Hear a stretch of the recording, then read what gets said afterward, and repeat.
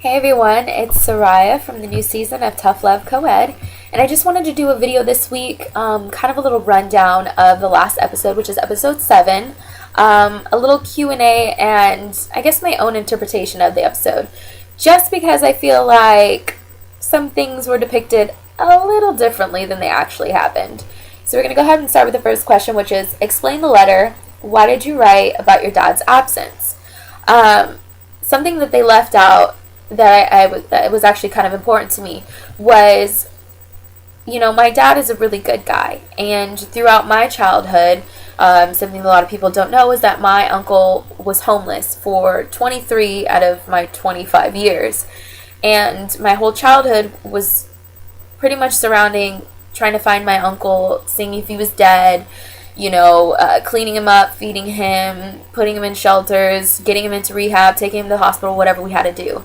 And so I think growing up, my dad was so consumed with helping my uncle, who was an alcoholic, my grandfather, who was an alcoholic, and his mother, who had Parkinson's, that I felt as a child I was neglected because everything else was so important that if I had any problems, oh my God, for heaven forbid, I come to him with being bullied at school. My dad is very militant, and in the sense where he's a taekwondo instructor. So in taekwondo, you don't really show weakness. You just kind of you get to it, you get through it, you break those breaks. You're tough.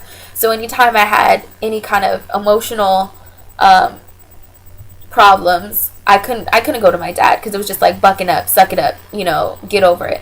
So growing up, I clung to people who would show me emotion because I lacked that. And in doing so, I stayed in relationships for long periods of time that were not beneficial to me. And I was a serial monogamist. I went from one long-term relationship into another, and I was never really single. Also in fear of being alone, like my mother was. And so, the reason why I addressed his absence is because that absence in my life caused me to be the way that I am in my adulthood. So, and the second question is, how do you feel when they tell you that your dad is there? Well, first off, I'm still kind of dealing with all the emotions that have come out from not only writing my letter, but reading my letter aloud, dealing with all the other emotions in the group, and now my dad is here, and I have to sit him down and tell him, like, look, you kind of done fucked up. Like, you may not have realized it, but I really needed you there. And I was doing all types of things. Like, I was getting into trouble. I was doing bad in school. I had an eating disorder. I was in jail. Like, I was a bad kid, and I was seeking attention so badly. And I don't think he even really realized that anything was wrong. He just thought, I was a bad kid. And so it was just a lot of issues that hadn't been addressed, and sitting down with him and having that conversation with him, I was actually mad because I felt like that was such an emotional experience that should have been had behind closed doors. But in reality, if it wasn't for the show, I never would have had that conversation with him. So, it was a good thing that they pushed me to do that, but it was really, really tough. The next question is, has your relationship gotten better with your dad since? Now, I'm going to be completely honest with everybody. When I got home, my dad was pissed. My dad thought that I just bashed him and I threw him under the bus, and all I was doing was sitting there and just naming off all the things that he did wrong and how it messed me up, and it's his fault that I'm single. And I really had to explain to him, look, Dad, this one really isn't about you. It's about me. And it's about me coming to terms with why I am the way I am, and why I depend on a man for my happiness, and why I'm afraid to be alone, and why I stay in bad relationships. It's not, this isn't about you. And you can be mad all you want, but you know what? I feel better, and I'm glad that I got that off my chest. And if you can't take that as a good thing, then there's nothing I can do on my end. And from there, we have been able to open up to each other more. I think he does understand that was coming from a good place, that I never have bashed him as a father. But I wanted him to be aware that his actions did, affect the way that I have become as an adult, which I believe it would be everybody's story. We are influenced by what we are surrounded by. and or what we are not surrounded by, what you go out seeking because you lack. So I think the conversation needed to be had, and yes, our relationship is better now. The next question is, while on your date with David and his sister, did you feel like Steve was right when he said that you disclosed too much? Now let me tell you guys something that they didn't show, because with editing, and let me tell you, they're geniuses with their editing, it looked like I just went on a ramble about my tattoos, and that's not how it happened at all. First off, David asked me about a tattoo that he had seen on my forearm that he hadn't seen before, because on our previous dates I was a man and I was wearing a long sleeve dress. From there, his sister goes, "Oh, how many tattoos do you have?" I told her 12. Wow, that's a lot of tattoos. Well, what are they of? From there, I felt like that would be rude of me to be like, "Oh, all over my body." Next question. So I was trying to be open. I was trying to communicate about my tattoos, but in a way that was like, like I'm sharing a story with you. It's not just me talking about myself. It's me interacting. And when I was disclosing certain tattoos, they would ask me questions. "Oh, wow, that's so pretty. Well, what does that mean?" And they were interacting. It was not just me going on a rant about all of my extensive tattoo work.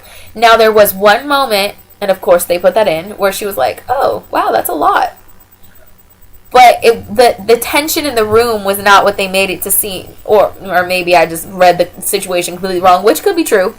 But she was asking me questions. It wasn't just me throwing all of this stuff at her and be like, "Okay, so yeah, that's me in a nutshell." With editing, it did look like I just bombarded them with all of this. But let me make one thing clear. I have 12 tattoos. You asked me what they are and where they're at in my body. It's going to be a lengthy story. So with editing, cutting out all of their things, yes, it did look completely uncomfortable and inappropriate, and I just went on this rant, but it wasn't that bad in person. The next question is, how did you feel when David put you in the friend zone?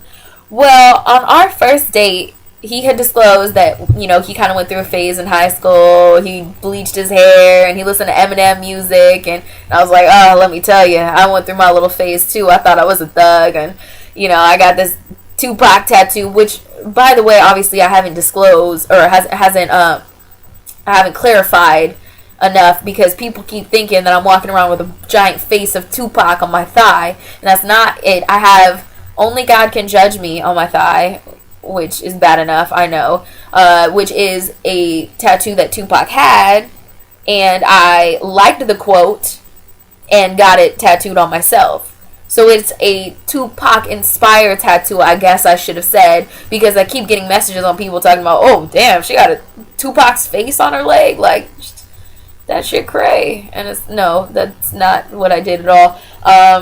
But yeah, we discussed tattoos, so he was already informed that I had tattoos. Now, I guess when disclosing the extent of my tattoo collection, it scared him off a little bit, and that wasn't his thing. So what did I think when you put me in the friend zone? I was, one, a little confused, because I didn't think that was a problem. And two, it was like, well, if that's not your cup of tea, there's nothing I can do for you, sweetheart. Like, these tattoos are on me, they're permanent, they're not going anywhere. This is who I am. And if this isn't what you like, see you later. I hope you find something that suits you better, because that's not me, and there's nothing I could do about it. So, last question is, looks like you're getting into trouble next episode. What did you do? Well, without disclosing any spoiler alerts, the next episode that's coming up is the infamous X episode. So we have people from our past coming into the house, and Steve wants to see if we can deal with those situations, and let's just say I did a poor job, and Steve let me have it. So, a little nervous for next week's episode, but it should be a good one. Make sure you catch it next Wednesday at 10/9 Central.